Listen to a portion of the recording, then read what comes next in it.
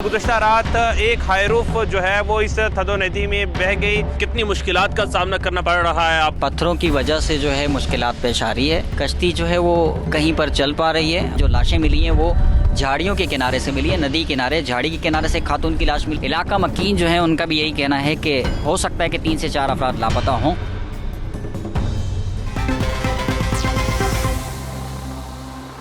अस्सलाम वालेकुम, आप देख रहे हैं GNN प्लस और मैं हूं आपका मेज़बान आतिश शरीफ। कराची में बारिशों के बाद गुज़श्ता रात मुख्तलिफ़ इलाकों में हमें सैलाबी सूरत हाल देखने को मिली। मुख्तलिफ़ इलाकों में जो है वो पानी लोगों के घरों में दाखिल हो गया।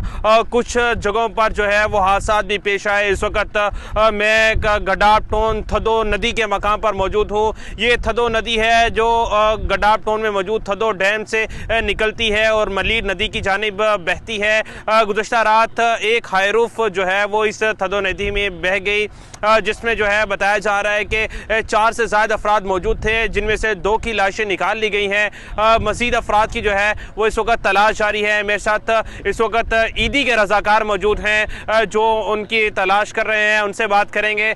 मुझे ये बताइएगा कब से आपका ये रेस्क्यू ऑपरेशन चल रहा है, कितने लोगों की डेड बॉडीज़ निकाली जा चुकी हैं, जिनकी लाशें निकाली हैं उनकी उम्रें क्या हैं? आज सुबह से ये ऑपरेशन शुरू हो चुका था। उसके बाद अब तक जो है 2 अफराद की लाशें इस नदी के किनारे से मिल चुकी हैं, जिसमें एक खातून है। मज़ीद बताया ये जा रहा है कि हो सकता है कि 3 से 4 अफराद लापता हों, जिनकी तलाश के लिए जो है ईदी बहरी खिदमात का ऑपरेशन जारी है और मुमकिन है कि इसमें कामयाबी होगी।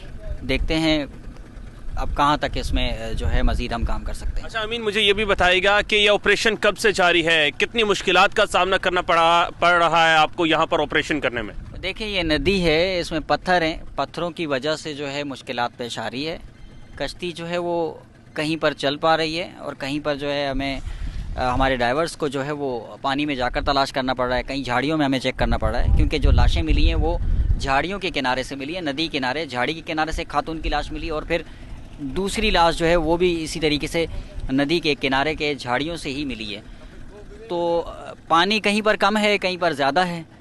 ये मुश्किलात हैं जिनकी वजह से थोड़ी सी प्रॉब्लम है। अच्छा अमीन, मुझे ये भी बताइएगा कि जो यहाँ पर ये हाईरूफ डूबी थी, इसके बारे में क्या बताया जा रहा है? ये लोग कहाँ से कहाँ जा रहे थे? क्या ये कोई कच्चा रास्ता था जो ये नदी उनको बहा कर ले गई?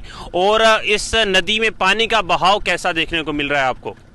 बताया ये जा रहा है कि ये हैदराबाद से कराची गडाप आ रहे थे और उसके बाद ये गडाप के करीब जो है सैलाबी पानी था थदो नदी का, थदो डैम का, उसमें ये हाईरूफ जो है वो बह गई थी, जिसमें अफराद का लापता होने की इत्तला है, जिस पर ये ऑपरेशन जारी है। अच्छा मुझे ये बताइएगा इस वक्त ईदी के कितने रज़ाकार जो हैं वो अपनी खिदमात यहाँ सर अंजाम दे रहे हैं? ये ईदी बहरिया की टीम है, कितने लोग हैं जो यहाँ पर खिदमात सर अंजाम दे रहे हैं और ये कितना एरिया है जहाँ पर जो है ऑपरेशन इस वक्त जारी है? ईदी के 15 से ज़ायद रज़ाकार जो हैं वो इस ऑपरेशन में हिस्सा ले रहे हैं और हमारी कराची के अंदर मुख्तलिफ़ हिस्सों पर टीम काम कर रही है। यहाँ पर इस वक्त जो है हमारे ड्राइवर्स हैं, जो हमारे गोताखोर टीम है वो 3 से 4 हैं हमारे साथ, मुसलसल इसी तलाश में हैं कि इनके लवाहिकीन भी जो हैं वो भी बार बार आकर बता रहे हैं और इलाका मकीन जो है उनका भी यही कहना है कि हो सकता है कि 3 से 4 अफराद लापता हों। कंफर्म कुछ भी नहीं कहा जा सकता, जिस पर ये ऑपरेशन जारी है, तलाश जारी है।